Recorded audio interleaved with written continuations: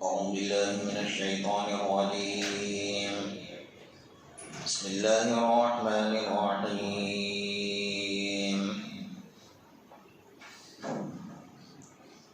وقال نسوة في المدينة امرأة العزيز تراود فتاها عن نفسه قد شغفها حبا إنا لنراها في ضلال مبين. فلما سمعت بمكرهن أرسلت إليهن وأعتدت لهن متكئا وآتت كل واحدة منهن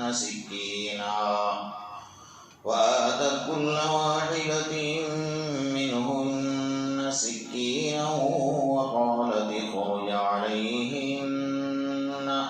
فلما رأينه أكبرنه وقطعن أيديهن وقلن حاش لله ما هذا بشرا إن هذا إلا ملك كريم.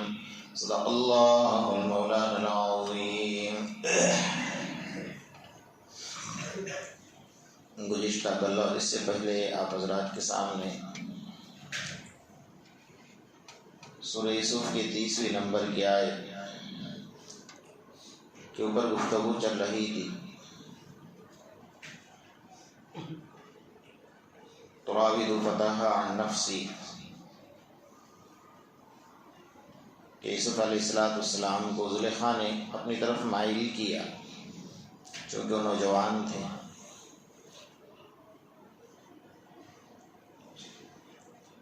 نوجوانی کے اوپر گفتگو چل رہی تھی کہ اللہ تبارک و تعالیٰ نے جو جوانی کا موسم انسان کو دیا ہے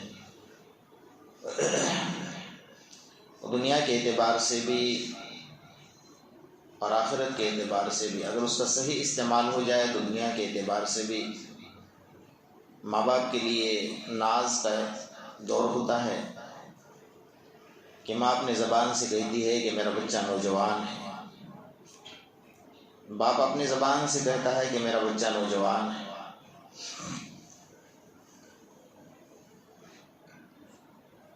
اس نوجوانی کو خاص طور پہ آج کے دور میں سنبھالنا ایک نازک ترین مرحلہ ہے.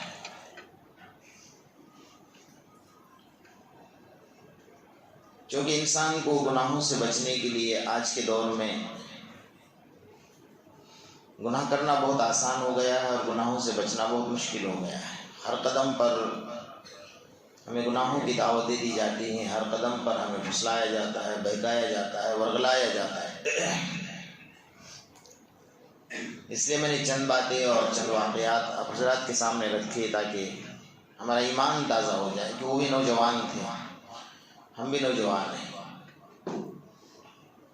اور وہ جس معاشرے سے اٹھ کر آئے تھے ہم سوچ بھی نہیں سکتے تھے کہ اللہ تبارک و تعالیٰ انہیں اتنے اونچے درجے پر پہنچا دے گا اور یہ قوم کے رہبر اور رہنما اور قیامت تک کے لیے ہم سب کی رہبری فرمائیں گے اور ان کے واقعات، ان کی زندگی ہمارے لیے مشعل راہ بنے گی. حضرت عمر فاروق رضی اللہ تعالیٰ عنہ کے دور میں ایک نوجوان تھا. اس کی عبادت کے اوپر حضرت عمر خود رشک کرتے تھے. وہ اتنی عبادت کرتا تھا کہ حضرت عمر خود پریشان ہوتے تھے کہ نوجوان ہے ماشاءاللہ اتنی عبادت کر رہا ہے. پورا دن عبادت کرتا تھا اور پوری رات اپنے والد کی خدمت کرتا تھا. اس کے والد ضعیف العمر تھے، مجبور تھے. جب پورا دن اللہ کی عبادت گئے اور کچھ مزدوری کی اور شام کے وقت میں گھر جاتا تھا. اب وہ جس راستے سے گھر سے نکل کر مسجد کی طرف آتا تھا تو راستے میں ایک نوجوان لڑکی اس نوجوان پر فریفتہ ہو گئی. وہ گھر کے دروازے کے سامنے انتظار کرتی تھی کہ نوجوان یہاں سے آئے اور میں اس کو پھسلاؤں. چنانچہ بار بار دروازے پر کھڑی رہی اور پھسلانے کی کوشش کی، لیکن یہ نوجوان تھا کہ اپنی گردن کو نیچی کر کے، اسے تو پتہ بھی نہیں تھا کہ میرے ساتھ یہ سازش چل رہی ہے.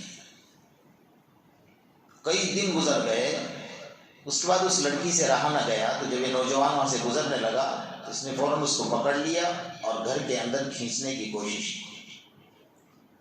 اب یہ تھے نوجوان صحابی، اور یہ صحابی نہیں تھے، معاف فرما، یہ نوجوان تھے، ان سے رہا نہ گیا، اور انہوں نے دیکھا کہ یہ عورت مجھے کھینچ کر لے جا رہی ہے، اس کا مطلب یہ ہے کہ مجھ سے گناہ کروانا چاہتی ہے، یہ اپنا مطلب نکالنا چاہتی ہے۔ تو ان سے برداشت نہ ہوا، وہ بے ہوش ہو کر گر گئے اسی جگہ پر۔ اب جیسے وہ بے ہوش ہو گئے تو دروازے کے پاس وہ لڑکی گھبرا گئی اور اس نے اپنا دروازہ بند کر لیا، وہ دروازے کے باہر بے ہوش پڑے ہیں۔ ادھر والد انتظار کر رہے تھے کہ میرا بیٹا ابھی تک نہیں آیا، تو وہ تلاش کرنے نکلے کہ رات کا وقت ہے، بیٹا کہاں چلا گیا۔ مسجد کے راستے سے جاتا تھا، نماز پڑھ کر میرے گھر آتا تھا، اور مغرب کی نماز سے لے کر صبح تک میری خدمت میں رہتا تھا۔ تو تلاش کرتے کرتے دیکھا تو یہ تو نوجوان بے ہوش پڑا ہوا ہے۔ اس کو اٹھا کر لے کر آئے، گھر آنے کے بعد اس کو ہوش آیا۔ ہوش آنے کے بعد والد نے پوچھا کہ بیٹا کیا معاملہ بنا آپ کے ساتھ، آپ بے ہوش ہو گئے، گر گئے، کیا ہو گیا؟ بس ان کی آنکھوں کے آنسو نہیں تھم رہے تھے، اور جب ہوش میں آئے تو ان کے والد کے گلے پڑ گئے اور بہت زور سے رو کر ایک چیخ ماری، پورا واقعہ سنایا کہ میرے ساتھ ایسا ایسا بناؤ بنا اور یہ میرے ساتھ واقعہ ہوا ہے۔ یہ کہنا تو بہت آسان ہے، لیکن آج کے دور میں ایسے راستے اگر ہمیں مل جائے، ہم تو تلاش کرتے ہیں سامنے سے، ملنا تو بہت دور کی بات ہے۔ اور پھر انٹرنیٹ، فیس بک، واٹس ایپ کا دور ہے، اس نے دنیا کو، ساری دنیا کو آپ کی مٹھی میں بند کر کے رکھا ہوا ہے۔ جہاں دیکھو آپ کو گناہوں کی دعوتیں دی جا رہی ہیں، جہاں دیکھو آپ کی ایمان کا سودا کیا جا رہا ہے۔ حضرت حسن بصری رحمۃ اللہ علیہ فرماتے ایک دن میں راستے سے جا رہا تھا تو ایک ٹھگیا ملا مجھے، ٹھگیا سمجھتے ہیں نا، ٹھگیا۔ میرے والدہ نے مجھے ایک چھوٹی سی سونے کی انگوٹھی دی تھی، میرا بچپنا تھا، تو ایک چھوٹی سی سونے کی انگوٹھی تھی میرے ہاتھ میں پہنی ہوئی۔ اب وہ جو ٹھگیا میرے سامنے سے آیا نا، اس کے ہاتھ میں گڑ کی ڈلی تھی، تو اس نے کہا کہ بھائی اس کو تھوڑا چوس لو منہ میں رکھ کر اور پھر مجھے واپس دے دینا۔ تو میں نے منہ میں رکھ کر دیا تو مجھے میٹھا لگا۔ کہتے آپ کے ہاتھ میں جو انگوٹھی ہے نا، وہ آپ منہ میں ڈال کر چوس لو، اس میں کوئی لذت ہے؟ کہا نہیں۔ تو کہا یہ لذت والی چیز لے لو اور بے لذت چیز مجھے دے دو، یعنی گڑ کی ڈلی آپ لے لو جس میں لذت ہے، اور سونے کی انگوٹھی جس میں لذت نہیں ہے وہ مجھے دے دو۔ کہا مجھے میرا بچپنا تھا، میں نے تو دے دیا، مجھے کیا پتا تھا کہ اس میں کیا فرق ہے۔ اتنا ہے کہ گڑ کی ڈلی میٹھی لگی اور اس میں تو کوئی مٹھاس تھی نہیں، میں نے دے دیا۔ کہا ٹھیک۔ گھر گیا تو میرے والدہ سے میں نے کہا کہ امی جان ایسا ایسا ہوا ہے۔ والدہ نے کہا کہ بیٹا اس کی قیمت بہت زیادہ ہے، اس کی قیمت اتنا ہے کہ وہ بے لذت ہے، اس میں لذت ہے۔ حضرت حسن بصری رحمۃ اللہ علیہ فرماتے آخر دور میں کہ آج کے دور میں تمہیں قیمتی چیز لے کر بے لذت چیز دی جا رہی ہے، تمہیں لذت بتائی جا رہی ہے، اس کے اندر بہت لذت ہے لیکن اس کی کوئی قیمت نہیں ہے، اور جس کی قیمت ہے، جس میں آپ کو لذت یہاں نظر نہیں آ رہی ہے، اس کی لذت آپ کو آخرت میں نظر آئے گی۔ اس کا سودا کیا جا رہا ہے آپ کے ساتھ، اور ہم سودا کر رہے ہیں اس کا۔ میری کوئی نوجوان بہن ایسی نہیں ہے جو انٹرنیٹ، فیس بک کے چکر میں نہیں پھنسی ہوئی، میرا کوئی نوجوان بھائی ایسا نہیں ہے۔ آپ ذرا تاریخ کا مطالعہ کریں گے تو آپ کو پتہ چلے گا پچھلے 50 سال میں جو ہمارا معاشرہ تباہ اور برباد نہیں ہوا، اتنا اس 5 سال کے اندر تباہ برباد ہو چکا ہے، اور جہنم کے کنارے پر آ کر کھڑا، اتنا تباہ اور برباد ہو گیا ہے کہ اب اس کو لوٹانا واپس بڑا مشکل مرحلہ ہے، مشکل ترین مرحلہ ہے، کیونکہ کفر سارا مل چکا ہے، متحد ہو چکا ہے۔ یہودی، نصارہ، مجوسی، مشرکین، کفار، بدن کے گورے، دل کے کالے، ان کی ناجائز کالی اولادیں، یہ سب مل چکے ہیں۔ اور انہوں نے ریسرچ کیا ہے کہ اسلام کو کسی طرح بھی دبوچنا ہے، ختم کرنا ہے۔ اسلام کو ایسا تو ختم نہیں کر سکتے، ان کے باپ کی مجال نہیں کہ ختم کرے۔ کہا مسلمانوں کو کھوکھلا کرنا ہوگا، ان کے ایمان کو چھیننا ہوگا۔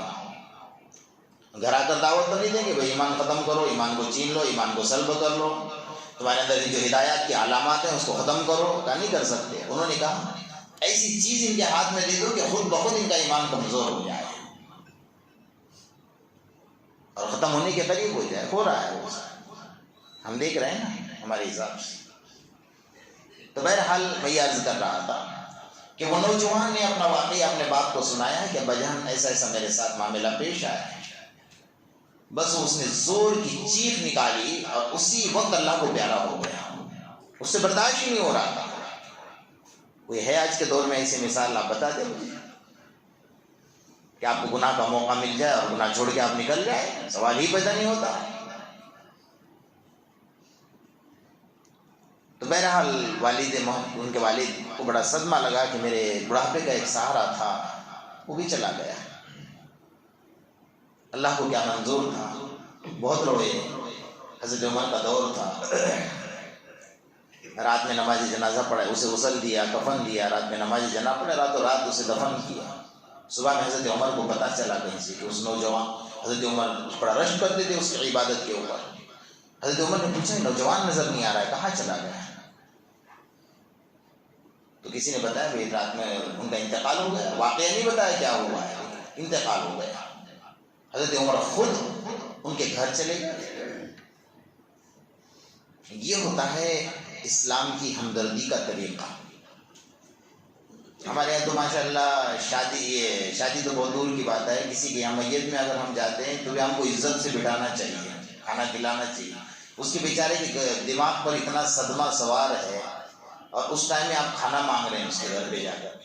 اسلام نے یہ طریقہ سکھایا تھا کہ 3 دن اس کے گھر کا چولہا نہ سلیے، آس پاس والے جو پڑوس والے لوگ ہیں ان کے گھر کھانا پہنچائے۔ اور ہم تو ماشاءاللہ وہاں دسترخوان لگا کر ضیافت مناتے ہیں میت کے گھر میں، اور رشتہ دار آئے باہر سے تو کھانا کھلانا ہے۔ رشتہ داروں کو ٹھیک ضرور کھلانا چاہیے، لیکن یہ ذمہ داری آس پاس والوں کی ہے۔ جس گھر میں یہ حادثہ ہوا ہے وہ کہاں سے بیچارہ کھانا بنا کر کھلائے گا اس صدمے کے اندر آپ کو، کہ ہم نے جو اسلام نے جو پاکیزہ جو طریقے دیے ہیں اس سب کو کھو دیا۔ حضرت عمر رضی اللہ تعالیٰ عنہ گھر گئے، ان کے والد حضرت عمر کے گلے پڑ کے روئے، امیر المومنین میری زندگی کی ایک لاٹھی تھی، میرا سہارا تھا، وہ چلا گیا۔ حضرت عمر نے اچانک حادثہ کیا بنا وہ تو بتاؤ، کیا بات بن گئی؟ انہوں نے واقعہ سنایا کہ ایسا ایسا ہوا ہے۔ تو آپ نے مجھے نہیں بتایا، میں بھی اس کی نماز جنازہ میں شریک ہوتا۔ بڑا نوجوان تھا جس کی عبادت پر مجھے رشک تھا۔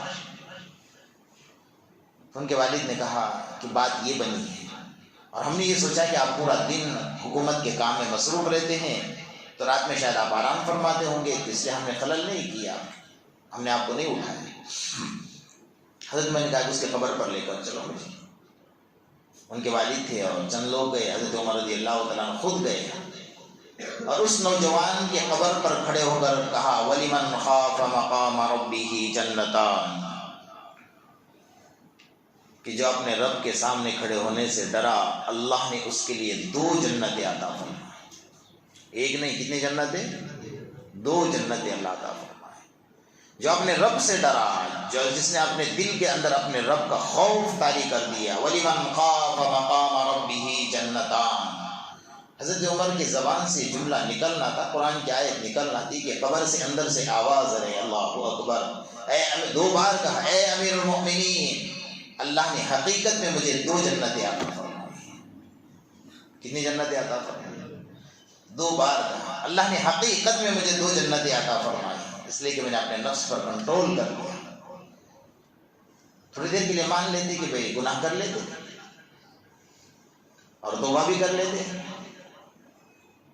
لیکن وہ درجہ نہیں ملتا جو ملا ہے۔ قبر سے آواز آ رہی ہے، باپ خود سن رہا ہے کھڑے کھڑے، وَلِمَنْ خَافَ مَقَامَ رَبِّهِ جَنَّتَانِ۔ حضرت عمر کے زبان سے نکلا، اندر سے 2 بار کہا اس نے اللہ نے حقیقت میں مجھے 2 جنتیں عطا فرمائیں۔ یہ ہوتا ہے اصل معاشرہ، یہ ہوتی ہے نوجوانی۔ آپ کے سامنے گناہوں کے بہت موقع آئیں گے، ہر جگہ پر آئیں گے، ہر طریقے سے آئیں گے. شیطان کی رسی، میں نے آپ کو پہلے بتایا تھا کہ عورتیں جو ہیں وہ شیطان کی جال ہیں، شیطان کی رسیاں ہیں. اس کو کس طریقے سے مردوں کو پھنسانا ہے. شیطان اگر ہم کو پھنساتا ہے تو عورتوں کو ذریعہ بنا کر ہی ہم کو پھنسواتا ہے. اس کی رسیاں ہیں، اس کا جال ہے، اسی ذریعے سے پھنسوائے گا. لیکن وہ صحابہ کا دور بڑا عجیب تھا. اللہ کے رسول صلی اللہ علیہ وسلم نے ان کے دلوں میں اللہ کی محبت کوٹ کوٹ کر بھری تھی. اس محبت کے سامنے دنیا ہیج تھی، ان کے سامنے کچھ بھی نہیں تھا. اس سے بڑھ کر اور کیا ہو سکتا ہے کہ اپنی گردن اللہ کے انہیں دیکھ رہے ہیں کأنما یساقون الی الموت وهم ينظرون، دیکھ رہے ہیں کہ موت ہمارے سامنے کھڑی ہے، ہمیں موت کے منہ میں ڈھکیلا جا رہا ہے، پھر بھی ہمت نہیں آتے. نہیں، اسلام، ایمان، میرے اللہ، میری جنت، یہ سب سے قیمتی ہے ہمارے لیے. حضرت مصعب بن عمیر رضی اللہ تعالیٰ عنہ آپ نے سنا ہوگا کہ بڑے ناز اور نخرے والے، بڑے مالدار گھرانے کے تھے، کہ ایمان نہیں لائے تھے. 200 درہم کے کپڑے ان کے والد انہیں پہناتے تھے. اور مصعب بن عمیر جس گلی سے گزرتے تھے ایسی خوشبو، یعنی گلی سے گزر رہے اور گھروں میں خوشبو آ رہی ہے تو لوگ کہتے تھے کہ یہاں سے مصعب بن عمیر گزرا ہوگا، کہ دنیا کی اعلیٰ ترین خوشبو یہ لگاتا ہے. چھپ کر ایمان قبول کیا، والدین کو پتا نہیں چلا کہ لیکن ایک ایمان ایسی چیز ہے نا، یہ چھپتی نہیں ہے. کہتے ہیں کہ عشق اور مشق یہ دو چیزیں چھپتی نہیں ہیں. مشق اپنے خوشبو بتاتا ہے اور عشق کو آپ جتنا چھپانا چاہو چھپاؤ، لیکن نہیں چھپتا ہے، وہ ظاہر ہوتا ہے. چاہے دنیا کے ساتھ کسی کا عشق ہو، چاہے اللہ کی محبت کے ساتھ، تو چھپا نہیں. کچھ دنوں کے بعد ظاہر ہو گیا کہ مصعب بن عمیر مسلمان ہو گیا. گھر والوں نے نکال دیا، اچھا نکال، ہمارے دین ہو گیا، تو محمد کے دین کو قبول کر لیا، نکال دیا گھر سے. ہجرت کر کے نکل گئے حبشہ. بڑی تکلیفیں ہو رہی تھی، خاندان والے بڑے تنگ کر رہے تھے. پھر وہاں سے حبشہ سے ہجرت کر کے واپس مدینہ منورہ آ گئے. ان کا یہ حال تھا کہ میرے آقا محمد رسول اللہ صلی اللہ علیہ وسلم کے سامنے سے ایک مرتبہ گزرے تو ان کے بدن پر جو کپڑا تھا، پہلے تو 200 درہم کا کپڑا پہنتے تھے. اس وقت میں 200 درہم کا کپڑا یعنی اعلیٰ ترین کپڑا ہوتا تھا. اس وقت میں جب میرے آقا محمد رسول اللہ صلی اللہ علیہ وسلم کے سامنے سے گزرے تو بدن پر ایک کپڑا تھا جس میں کئی پیون لگے ہوئے تھے، اور ایک جگہ پر وہ پیون لگانے کے لیے کپڑا نہیں تھا تو وہاں پر تھوڑا سا چمڑا لگا ہوا تھا. انسان کو یاد آ جائے نا کہ میں نے ایمان قبول کیا ہے تو میرا یہ حال ہے. تو کبھی ہمارے جیسا انسان ہو تو دل میں یہ خیال آئے کہ میں کہاں پھنس گیا، میرے تو کپڑے بھی چھین لیے گئے. لیکن ان کے اندر یہ نہیں تھا. اللہ کے رسول صلی اللہ علیہ وسلم کے آنکھوں سے آنسو ٹپکنے لگے. صحابہ نے پوچھا کہ یا رسول اللہ آپ کیوں رو رہے ہیں؟ فرمایا مصعب کا حال دیکھ کر مجھے رونا آ گیا. اس کا دور مجھے پہلے کا یاد آ گیا کہ جب یہ لاڈلا ایمان میں نہیں آیا تھا تو 200 درہم کے کپڑے پہنتا تھا، اعلیٰ ترین خوشبو استعمال کرتا تھا. آج اس کا یہ حال ہو گیا ہے، اس کے بدن پر کپڑا پھٹا تو پیون لگانے کے لیے اس کو کپڑا نہیں مل رہا ہے، چمڑے کا پیون لگا کر گھوم رہا ہے. لیکن میرا لاڈلا ہے، اس سے بڑی محبت کرتا ہے، میرے اللہ سے محبت کرتا ہے اور میرا اللہ بھی اس سے محبت کرتا ہے. اتفاق یہ ہوا کہ جنگ میں گئے، شہید ہو گئے. ایک چادر تھی ان کے پاس، کفن کا کپڑا نہیں تھا. اس چادر کو جب کفن میں استعمال کیا گیا تو سر کی طرف کھینچتے تھے تو پاؤں کھل جاتے تھے، پاؤں کی طرف کھینچتے تو سر کھل جاتا تھا. قربان جاؤ میرے دوستوں، ہم سنانے کے لیے تو سنتے ہیں لیکن دل دہل جاتا ہے، کلیجہ پھٹ جاتا ہے کہ کیا ان کا ایمان تھا کہ سب کچھ انہوں نے قربان کر دیا اللہ کے لیے. اللہ کے رسول صلی اللہ علیہ وسلم کے آنکھوں سے پھر آنسو نکلے کہ مصعب تیرا کیا حال تھا، آج تجھے کفن کا کپڑا بھی نصیب نہیں. اللہ کے رسول نے فرمایا کہ ان کے چہرے کو ڈھانپ دو اور پاؤں کی طرف جو گھاس ہے ازخیر گھاس، اس گھاس کو ان کے پاؤں کے اوپر بچھا دو. اللہ کے رسول نے دعا فرمائی کہ اللہ میرے مصعب کو جنت میں اعلیٰ ترین مقام عطا فرما دے. تو راضی ہو جائے، اس سے میں بھی راضی ہوں، تو بھی راضی ہو جائے. یہ ان کی قربانیاں تھیں اور نوجوانی میں اپنے آپ کو انہوں نے اللہ کے حوالے کر دیا تھا اور اللہ کی مرضی کے خلاف وہ کبھی نہیں چلے ہیں. سوچ ہی نہیں سکتے. اللہ نے وَكُلًّا وَعَدَ اللَّهُ الْحُسْنَى، اللہ نے ایسا ہی تھوڑی وعدہ کیا ان کے ساتھ، ایسا تو ان کے برات کا اعلان کیا رضی اللہ عنہم ورضوا عنہ. انہوں نے مجھے راضی کیا ہے، میں اس سے راضی ہو چکا ہوں، بات ختم ہو گئی۔ اللہ نے انہیں جنت کا تمغہ اور جنت کی بشارت اس دنیا میں عطا فرما دی۔ یہ مقدس ترین جماعت ہے دنیا کی، اور وہی نقش قدم چھوڑ کر گئے ہم لوگوں کے۔ یعنی پہلے کی جو یہ واقعات ہم سناتے ہیں نا، تو ایسا لگتا ہے کہ یہ تو صرف واقعات اور قصے کہانیاں بن کر رہ گئی، ہم اس کو اتارنا نہیں چاہتے ہماری زندگی کے اندر۔ اس وقت کے مرد تو مرد، عورتوں کا کیا حال تھا۔ اللہ کے رسول صلی اللہ علیہ وسلم نے جنگ کا اعلان کیا، چلو بھائی کفر نے للکارا ہے، چلو تیار ہو جاؤ جنگ کے لیے۔ ایک گھر کے 4 نوجوان بیٹے جنگ میں آ گئے ہیں۔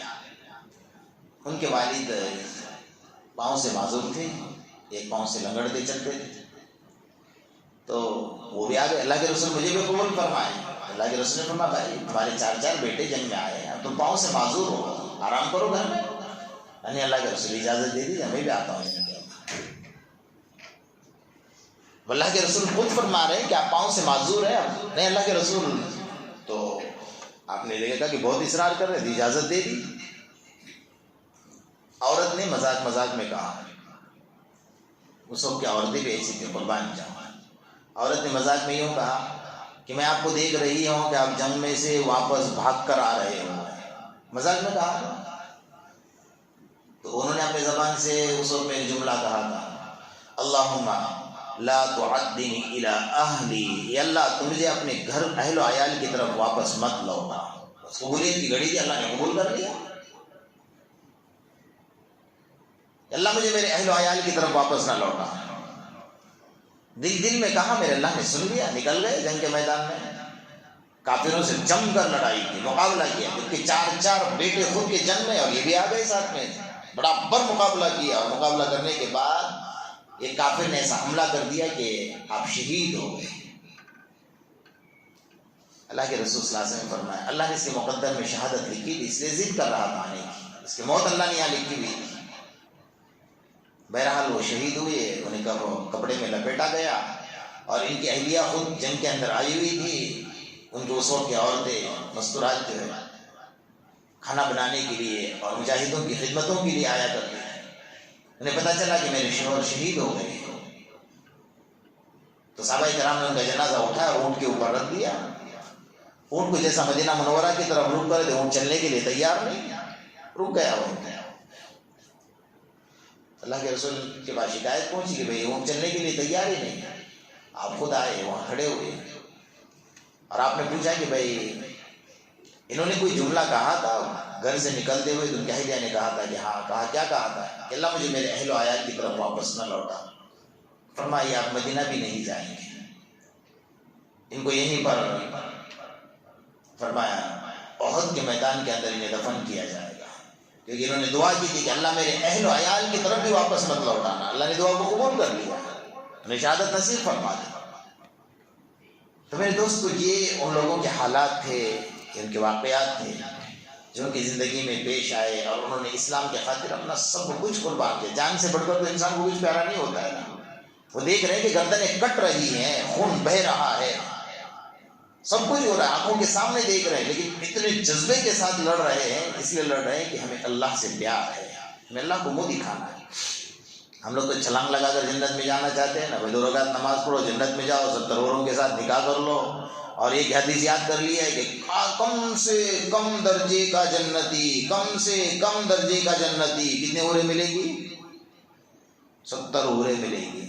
حدیث پڑھ لی ہے، یوں مل جائے گی 70 حوریں۔ اگر ایسی ملنی ہوتی نا تو یہ صحابہ نے اپنی گردنیں نہیں کٹوائی ہوتی میرے دوست۔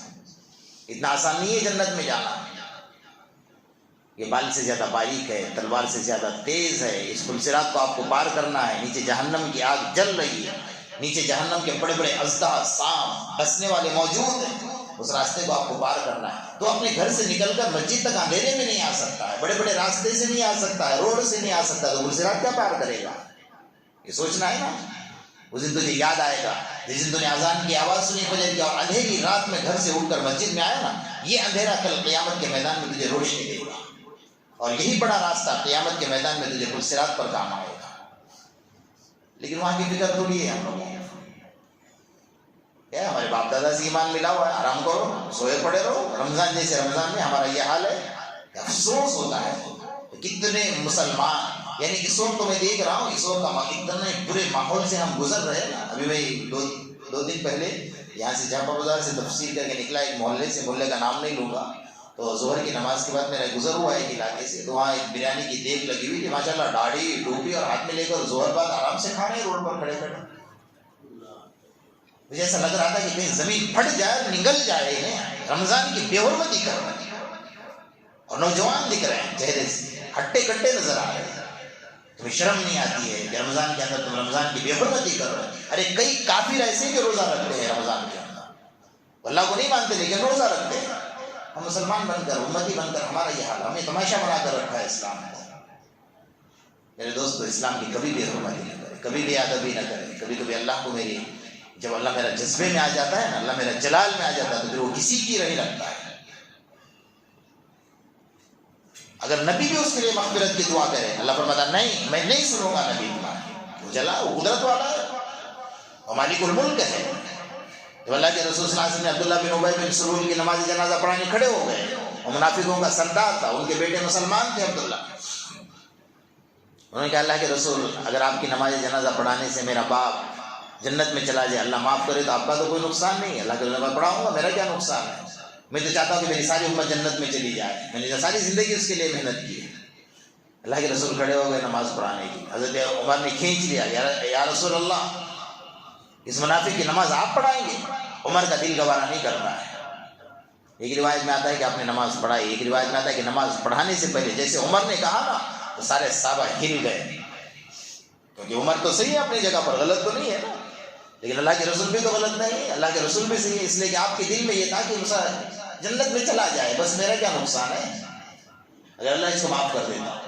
یعنی جب نماز پڑھائی تو آسمان سے جبرائیل آ گئے. وَلَا تُصَلِّ عَلَىٰ أَحَدٍ مِّنْهُمْ مَاتَ أَبَدًا. اللہ نے پیغام بھیجا اس منافق کی نماز جنازہ آپ نہیں پڑھائیں گے. وَلَا تُصَلِّ عَلَىٰ أَحَدٍ مِّنْهُمْ مَاتَ أَبَدًا. آگے چل کر فرمایا وَلَا تَقُمْ عَلَىٰ قَبْرِي، اس کے قبر پر بھی آپ کھڑے نہیں ہوں گے. اگر آپ 70 مرتبہ فرمایا آپ اپنے ہاتھوں سے مٹی اٹھا کر اس کے قبر میں ڈال دیں گے، ان تستغفر لهم 70 مرہ فلن یغفر اللہ، آپ 70 مرتبہ اس کی مغفرت کی دعا کریں گے، میں خدا اعلان کرتا ہوں اس ظالم کو میں معاف نہیں کروں گا. اللہ ہے قدرت والا، جلال میں آ جائے تو دیکھ رہے ہیں اتنی دنیا عذاب میں بھگت رہی ہے، چاروں طرف سے پریشانی کا عالم ہے. کس وقت میں کب کیا ہوگا ہم نہیں بول سکتے. وَإِنْ أَدْرِي لَعَلَّهُ فِتْنَةٌ لَكُمْ وَمَتَاعٌ إِلَىٰ حِينٍ.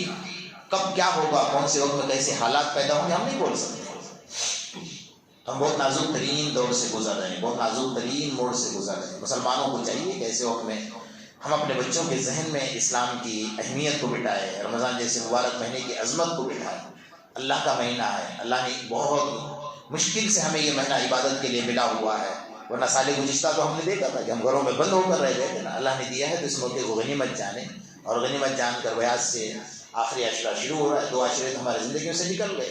مجھے آپ کو پتا ہے کہ یہ 2 عشرے دوبارہ ہمیں زندگی میں ملیں گے یا نہیں ملیں گے. مجھے آپ کو یہ بھی پتا نہیں کہ ہم عید کا چاند دیکھ پائیں گے یا نہیں دیکھ پائیں گے. تو جو وقت غنیمت ہے اس کو غنیمت جانیے.